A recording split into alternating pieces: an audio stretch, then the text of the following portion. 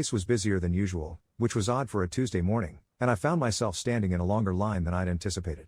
Valerie was in front of me. I hadn't noticed her at first, focused as I was on the menu, even though I knew exactly what I was going to order. It was when she turned slightly, looking for her wallet, that I really saw her. She apologized, thinking she'd bumped into me, but she hadn't. We exchanged a brief smile, and that was it. Or it should have been. The line moved slowly, and somehow, we started talking. It was about something trivial at first. I think she made a comment about how slow the line was moving and how she needed her caffeine fix before a big meeting. I agreed, mentioning I was there for my usual morning ritual before heading to work. The conversation flowed effortlessly from there, which was a surprise. I'm not usually the type to strike up conversations with strangers, especially not in the past few months. By the time we reached the counter, we'd covered our jobs, our favorite coffee, and discovered a mutual love for old-school rock music. She ordered a caramel macchiato, and I stuck with my black coffee. We moved aside together to wait for our orders, still talking. When our drinks were ready, I found myself not wanting the conversation to end. It had been a long time since I'd felt this at ease talking to someone.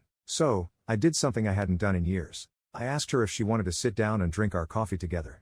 To my relief, she said yes. We chose a table by the window. Our conversation continued, touching on everything from our favorite movies to our least favorite work tasks. It was natural, easy, and for the first time in a long while, I felt genuinely happy in the moment. As we talked, I found myself admiring her. Valerie was passionate about her job in graphic design, had a sharp wit, and her laugh was contagious. I learned she had moved to the city a few years ago and had worked hard to get where she was in her career. Her determination was evident, and it was one of the many things that drew me to her. But as much as I was enjoying our conversation, part of me couldn't help but feel guilty. I was still dealing with the fallout from my relationship with Hannah, and here I was, enjoying the company of another woman. It felt like I was moving on, or at least trying to, and I wasn't sure if I was ready for that.